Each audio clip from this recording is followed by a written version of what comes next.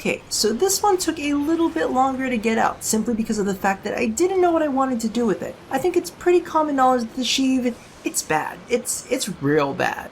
So I wanted to do something spoofy or something real weird and off the wall. Then I just got angry about how bad this was, and things turned out a little more negative than I wanted them to be. So instead of just bitching and leaving some of our newer players out in the dark as to why I think it's so bad, I figured we'd do a little bit of this. So today on the hit list, we're targeting the top 5 reasons the Sheave is crap. Let's start off with number 5. Daggers just aren't where they should be.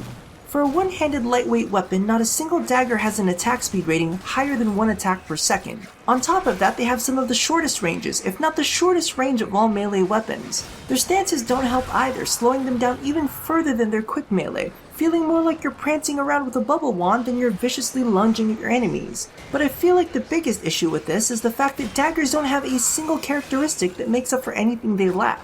No high crit chance, high crit multipliers, there's nothing that gives them any kind of distinctive advantage over another weapon, which brings me to number 4. The Sheave's own specific stats don't help the situation. A single-handed dagger is now tied with a greatsword as one of the 2 slowest weapons in game. Now, I know that the attack animations don't really line up with the 0.07 attack speed as stated, but even with your primary weapon equipped, it still feels like you're wading through molasses using it. And while its remaining stats are fine, and the key phrase here is fine, modding it is a huge pain. Due to the fact that it's such a short-range weapon, you want to be able to kill your targets fairly quickly. But you can't mod it with Spoiled Strike because it slows it down way too much, even with a Max Fury equipped. And you can't slap on a Berserker because its critical chance is too low.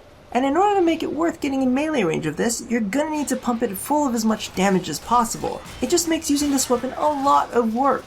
Now, I've heard a few other people talk about the heat damage when you slide or the guaranteed fire proc on a jump attack.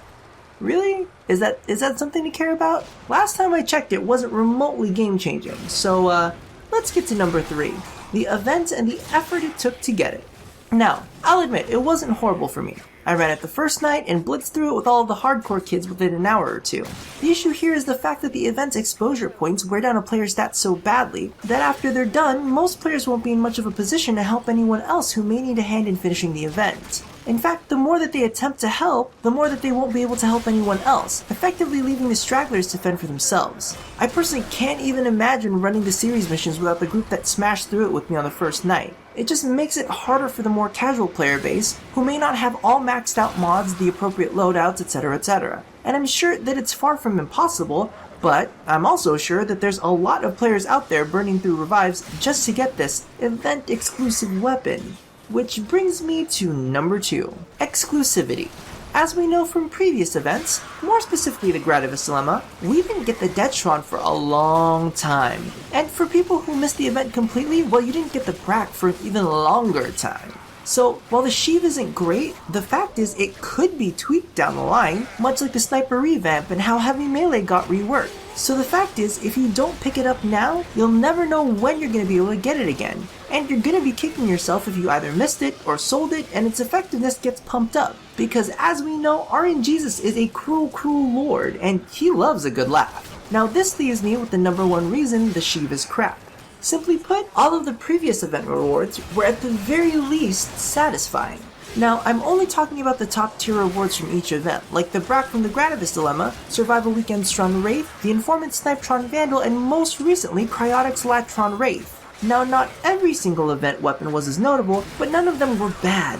In fact, many of them were so good that until now, Warframe got the reputation of event to win. However, this time, the Sheave, while it definitely has a cool industrial look to it, it is in general bad. Now, I know that there's going to be some people that say, well, it's free mastery, and it's a free weapon slot, so you shouldn't be complaining. Can I just say, you shut up? I agree, but shut up. See, the fact is, to me, this is more than just a weapon. This is the symbol of a historical event in Warframe, the preamble to the Archwing. And while it makes me a really big geek to give a fuck about that, it would be nice to look at it and think, that was a really nice event. It was pretty fun. Instead of, oh god, it's the event that gave me that one piece of shit. And don't get me wrong, I am not asking for this to be top tier, but it's barely even usable, and even more so, and more importantly, in my opinion at least, it's not fun to use. So those are my top 5 reasons why the Sheave is crap. I still do encourage you to pick it up just because it's better to have it than not to have it, and while a free weapon slot is nice, I'd still encourage you to keep it just in case DE decides to take a second look at single daggers. So thank you all for watching another episode of The Hit List. I'll leave you with links to the Buzzlock and the Atarax, which were both released alongside the event. Now, don't forget to do the thing that I asked you to do at the end of every one of these, and as always, stay tuned for more, hopefully, less content about crap and more content about dicks, here at A Gay Guy Plays. Sometimes you feel like a ninja, sometimes you don't.